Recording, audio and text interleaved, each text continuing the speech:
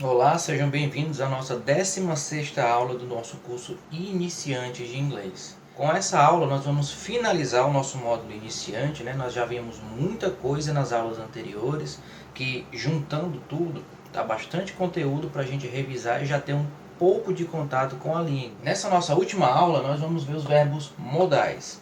Os verbos modais são verbos auxiliares que fazem uma modificação do tempo da frase, né, do tempo verbal. A gente usa ele mais como auxiliar, né? Eles não vêm de forma isolada. São eles can, could, would, may, might, must, shall e should. Esses verbos vão ser sempre auxiliares de verbos principais da oração. Vamos ver os três primeiros verbos. O verbo can. O verbo can significa poder ou conseguir. Can he learn English? Ele consegue ou pode aprender inglês? Ele dá essa ideia de possibilidade. Ele pode, ele consegue fazer alguma coisa? Can he learn English? Ele pode aprender inglês? Veja que ele está em vermelho aqui porque ele é o verbo auxiliar e aqui eu coloquei em azul o verbo principal. Aqui é a ação principal, aprender, né? E aqui é a condição. Será que ele pode aprender inglês? Ele pode aprender inglês? Então veja que o verbo can ele está em função do verbo learn, que é aprender, né? Porque se nós tirarmos o verbo principal, que é learn, a frase fica sem sentido. Can he English, né? Ele pode inglês? Pode o quê? Né? Se a gente tirar o verbo principal, a frase fica sem sentido, né? Se a gente tirar o verbo can aqui, fica uma frase afirmativa. Olha só. He learned English. Ele aprende inglês. Então, o verbo principal ele dá toda a ordem da frase. Mas os auxiliares vão dar essas modulações. Por isso que são chamados de modais. Vai mudar o modo que a frase está apresentando essa ação, né? Ele pode aprender, ele consegue aprender inglês. She can speak English. Ela pode ou ela consegue falar inglês. Da mesma forma, speak é o verbo principal e can é o verbo modal ou auxiliar. Ele dá uma modificação da estrutura da frase. Se nós tirarmos o can, nós falamos assim: She speak English. Ela fala inglês. Ela fala inglês. She speak English. Mas quando nós colocamos o can, nós falamos ela pode falar inglês. Nós damos uma ideia de potência, né? Uma possibilidade. She can speak English. Ela pode falar inglês. Dá uma capacidade. Então, os verbos modais têm esse sentido. No can tem esse sentido de dar uma capacidade. Can he learn English? Ele pode aprender inglês? Perguntando, aqui está na interrogativa. She can speak English. Aqui já está afirmando. Ela pode falar inglês. O segundo verbo é o verbo could, que é o poderia. O que é isso? É o futuro do pretérito do poder, que é o can, né? É o poder ia, né? Poderia. Esse tempo verbal em português se chama futuro do pretérito. Também tem no inglês, que é esse verbo aqui. Could está nesse tempo verbal, poderia. Could you help me? Você poderia me ajudar? Veja que o verbo principal é help, porque a ação principal é o auxílio, a ajuda, né? Mas aqui é a modalidade, é o modo, né? Poderia me ajudar? Você poderia me ajudar? Could you help me? Se nós tirássemos o could aqui, a frase ficaria na afirmativa. You help me. Você me ajuda. Mas com o could ela já dá tanto a interrogativa aqui, porque está antes do pronome, né? Mas já dá uma outra forma da frase, que ela dá uma possibilidade. Você poderia me ajudar? Então, essa é a característica dos verbos modais. Geralmente, é essa ideia de possibilidade, de uma condição também que pode acontecer, diferente da mera afirmação. I could study more. Eu poderia estudar mais. A mesma coisa. Estudar é o verbo principal. É a ação principal que nós referimos na frase. Mas o verbo could dá essa ideia de que eu poderia, né? Existe uma potência que eu posso ativar. Eu poderia estudar mais. I could study more. Então, os verbos modais têm essa função de mudar a mera afirmação para uma possibilidade. para uma potência da frase. I could, eu poderia, study, estudar, more, mais. Eu poderia estudar mais. O nosso terceiro caso é o verbo would. Eu coloquei aqui o ia e o will. Por quê? Porque o would é o futuro do pretérito do verbo will, né? Que nós estudamos na aula passada, que o will é a partícula do futuro, né? É o será, não é isso? Fará, farei, né? É aquele ei do futuro que nós estudamos. Então, o would é o futuro do pretérito, é o ia, faria, poderia, conseguiria. Por isso que eu coloquei o will aqui para ajudar a gente a lembrar que o would é o futuro do pretérito do will. Assim como o could é o futuro do pretérito do can. O would é o futuro do pretérito do will que nós vimos na aula passada. I would like to learn English. Eu gostaria. Veja que o would aqui é esse ia que se associa ao verbo no português. No português nós falamos gostaria, né? Eu iria gostar. Esse iria aqui. Would like. Eu gostaria de aprender inglês. Nessa frase nós temos o verbo também to learn, não é isso? Aprender. Mas o verbo principal aqui é o gostaria. Porque é o gostaria que se refere ao pronome eu gostaria. Então o restante é complemento. Gostaria de quê? Aprender inglês. Aprender inglês é o complemento do desejo aqui, que é o gostaria. Eu gostaria de aprender inglês. Então o verbo principal é o like. I would like to learn English. Eu gostaria, é a ação interior de gostar. E to learn English é aprender inglês, é o objetivo. Então, I would like. Eu, like, nós sabemos que é gostar. E o would é esse ia, né? Gostar, ia. Eu iria gostar de aprender inglês. Mas no português, nós falamos mais corretamente, gostaria. Eu gostaria de aprender inglês. Que aí dá o tempo verbal, que é o futuro do pretérito. Aqui vamos dar um exemplo com uma frase negativa, né? Eu estou dando nesse verbo, mas poderia ser com todos os outros. I would not like to be sick. Eu não gostaria de estar doente. Mesma coisa. Aqui nós acrescentamos a partícula not, que é o negativo. Ele se refere ao verbo like, mas fica would not like. I would not like to be sick. Eu não gostaria de estar doente. Would you marry me? Você casaria comigo? Mesma coisa. O would aqui está antes do pronome, por quê? Porque aqui é uma frase interrogativa, né? Mas a ação principal é casar. Então é casar, ia. Você casaria comigo? Would you marry me?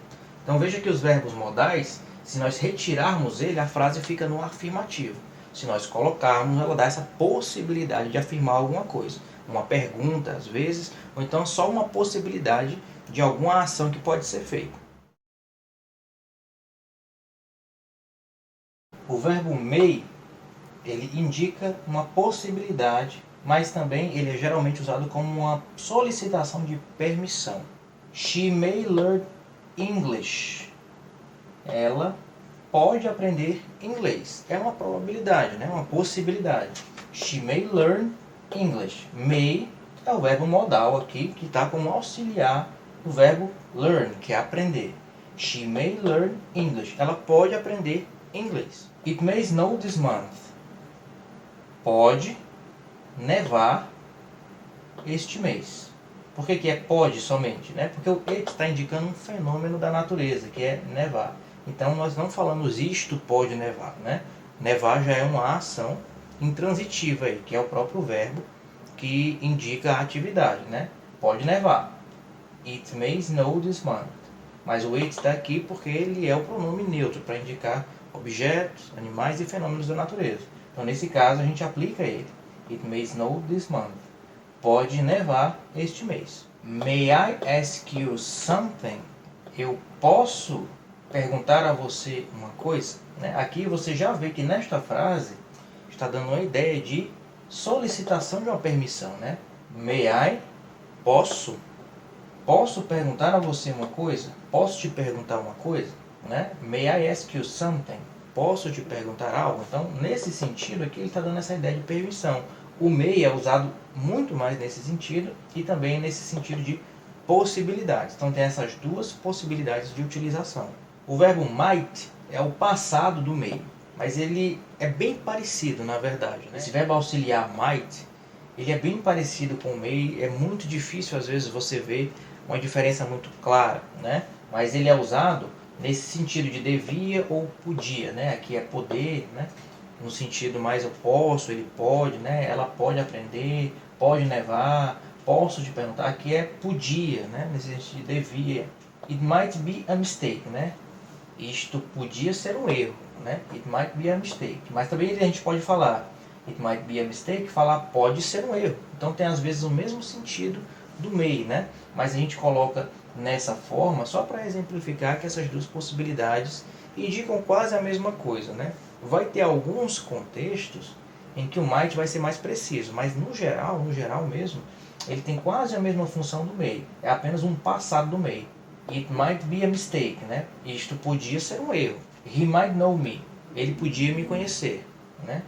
Ele podia me conhecer. Veja que be e know são os verbos principais. E o might dá essa modalidade de uma possibilidade no passado, né? Podia ou devia. Esses dois são bem parecidos, o might e o may, mas esses pequenos detalhes vão fazer a diferença. Por exemplo, nessa primeira frase, se nós colocássemos o might aqui, como é que ficaria? She might learn English. Ela podia aprender inglês, né? Ela podia. Também dá uma ideia de possibilidade, né? Mas o may dá esse outro sentido. Ela pode aprender inglês, não é isso? Ela pode. Dá um sentido mais próximo, mais presente. É um sentido mais factível, né? Está mais próximo de uma ação acontecer. O might já está uma ideia de podia, como se já tivesse passado essa possibilidade, né? It might be a mistake, né? Isso podia ser um erro. O verbo must, o modal must, ele já tem um sentido imperativo. Ele já é mais definido. Ele é um sentido de dar uma ordem, né? Um comando. You must be Sarah. Você deve ser a Sarah. Né? É necessário que seja a Sarah. Por quê? Dá essa ideia de necessidade. Né? O must é essa ideia imperativa de uma ordem das coisas. He must work hard. Ele deve trabalhar duro. Né? Ele precisa trabalhar duro. Ele deve trabalhar duro. Não tem o sentido de precisa, need, eu usei aqui como exemplo no português, né? Mas o must é o deve, né? É um verbo que é um comando. He must work. Ele deve trabalhar hard, duro. He must work hard. You must not drink and drive. Você não deve beber e dirigir. Né? O verbo principal é beber. Por quê? Porque a ação central da atenção aqui é beber. Dirigir é a continuidade dessa ação principal. Então você não deve beber e dirigir. Então o must tem esse sentido de dever mais no imperativo. É mais fácil de decorar, né, de aprender a função do must. E essas duas, may e might, ficam um pouco mais impreciso, né, porque eles têm significados muito parecidos. Mas lembrando, aqui é o might, que é o may no passado, né, e o may dá essa possibilidade mais próxima, mais presente, mais direta. Os dois últimos verbos modais que vamos ver é o shall e o should. Shall significa dever ou dar uma sugestão nesse sentido, né? Você deve, você precisa fazer isso, né? A gente coloca como dever aqui como o verbo principal, que é a tradução mais correta. I shall be in class at 7 o'clock. Eu devo estar na sala de aula, né, em classe, às 7 em ponto. Eu devo, não é? Eu preciso estar na sala de aula às 7 em ponto. Então, a ideia do shall é essa ideia de um dever como uma sugestão, né? Eu devo estar na sala às 7 horas em ponto. Shall we buy that house? Nós devemos comprar aquela casa? Né? Nós, we, shall, devemos ou podemos, né? Buy, comprar that house, aquela casa. Então veja que aqui também está com essa ideia de sugestão, né? Podemos comprar aquela casa? Aqui está no interrogativo, mas se tivesse no afirmativo, teria até esse mesmo intuito, né? Podemos comprar aquela casa, né? Dá uma ideia de sugestão. Então o shall tem esse sentido de sugestão no sentido presente, né? Mais próximo. O should já é o futuro do pretérito do shall, né? É o deveria, né? Ele tem essa ideia de algo que está no futuro de um passado, dever e. O futuro do pretérito, esse tempo verbal, é esse. No português também nós temos especificamente como essa função aqui. Deveria, poderia, conseguiria, dando essa ideia. You should stay for dinner. Você deveria, should, stay, ficar para o jantar. You should stay for dinner. Você deveria ficar para o jantar. Então tem essa mesma ideia de deveria. She should not go out at night. Ela não deveria sair, não é isso? Go out, ir para fora, né? Que é sair, nosso verbo sair, tem esse sentido do ir para fora. At night. She should not go out at night. Ela não deveria sair à noite, né? Então tem esse mesmo sentido de deveria, poderia, né?